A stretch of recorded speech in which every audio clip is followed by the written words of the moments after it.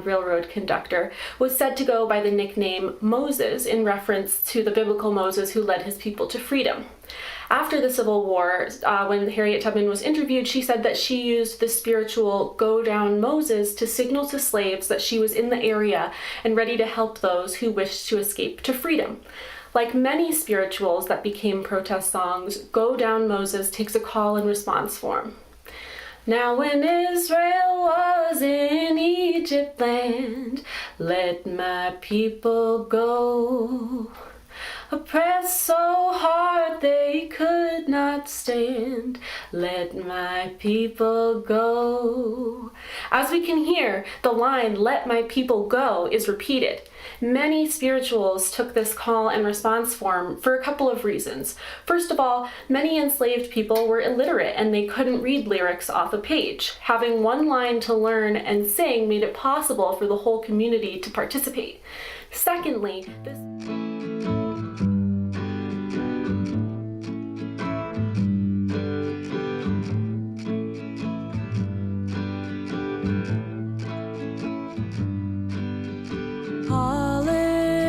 ocean, still in motion, how could you go?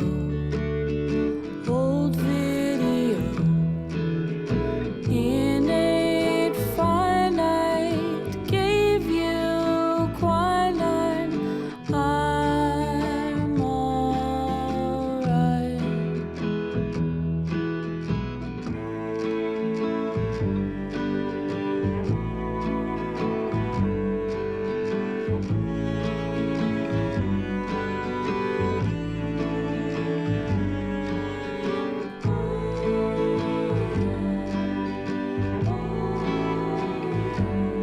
Hi, my name is Kimaya Diggs and I'm a musician, writer, and teaching artist based in Western Massachusetts. Welcome to my Black Music History series produced for Black History Month and hosted by CouchMusic.Live. Thank you also to the kind folks who have sponsored this series. If you're just joining us, this is part one of a 4-part series on Black music history. Every week, I'm tackling a different topic in hopes of deepening your connection to Black history and Black music and musicians. This week, our focus is going to be protest music. So protest music is nothing new. Both in the United States and around the world, people have used song to convey their discontent with things: the government, discrimination, war, and other social issues. Communal singing is a larger part of life in other countries, for example in South Africa, where many communities gather to sing together and mark life events as cultural touchstones, while we here in the US don't often sing together. Some of us sing at church or in choir or when we all sing happy birthday with varying levels of enthusiasm, but it's rare that groups of Americans get together just to sing, especially these days. Singing seems to be a waning part of our culture. If you have relatives over 80 years old who grew up here in the US, most of them will remember singing with their communities much more than we do today, singing at the piano, at a friend's house, or other group singing. Today, there's this notion that if you can't sing, you shouldn't sing, or that if your voice isn't strong, you should just stay quiet.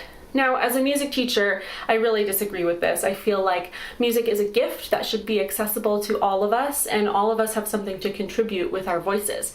The end result of thinking about singing as a skill that only a select few people have can be pretty harmful. Sure, not all of us are going to sell out Carnegie Hall or make a best-selling record, but we can all use our voices as tools for positive change, and one way to do this is through protest music.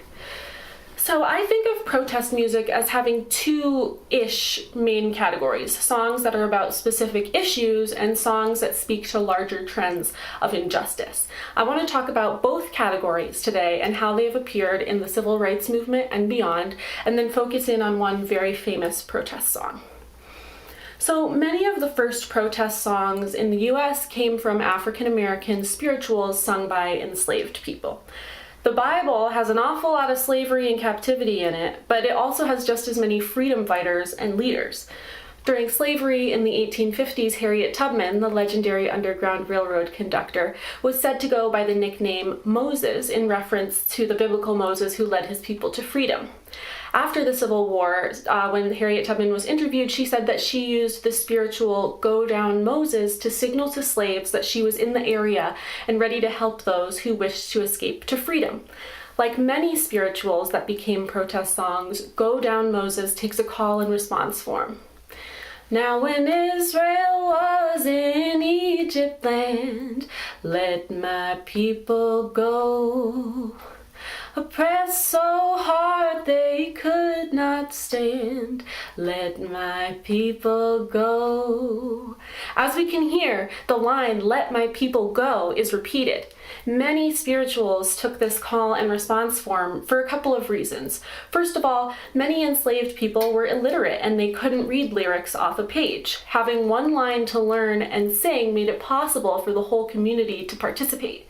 Secondly, this form allowed religious services and gatherings to transition seamlessly from sermon to song. The leader would simply start singing the lead line and the congregation would respond in turn. There are so many thrilling recordings from the 1930s and beyond of Black church leaders recounting a Bible story in increasingly impassioned speech before breaking into song and pulling the congregation along. This says to me that music can do something that speech can't. That although everyone is singing the same simple lyric, the fact that it's a song means the singers can express their pain, their sorrow, their rage through their singing voices, and that it serves a different purpose than speaking. Any movement for change needs passionate, inspiring speakers, but music plays a very unique and important role as well. Moving to the civil rights movement of the 1950s and 60s, spirituals were still being used to protest segregation, Jim Crow laws, and discrimination. Many of them continued to use the call and response form, which allowed people who were not raised in the Black church or any church at all to join the movement because it was easy to join in on the songs.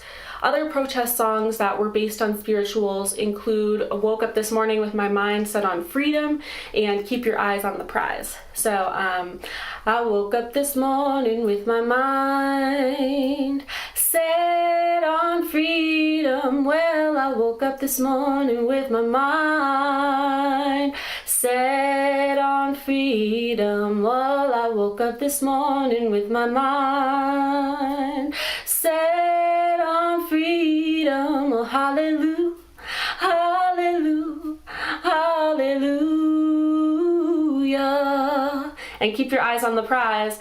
Falling that I needed most to say when I was just a girl, a quiet sin, and no one saw a story told around the sun. Narrow blackened body holding all the light of days to come, with melancholy in my veins. My mind is turning and becoming light and hard to hold or capture, freer than a honeybees. I'm sorry for the time and all the money that you spent on me. I'm sorry for the way I get unstable very easily. My balance is precarious at best. Oh mother, mother, will you come to me? My memory betrayed me. Somehow I can see her smiling, telling me to tell the world I'm tired, and so is she. The way I always acted selfish, wanted more than I would give. I hate the fact that someone like the girl I was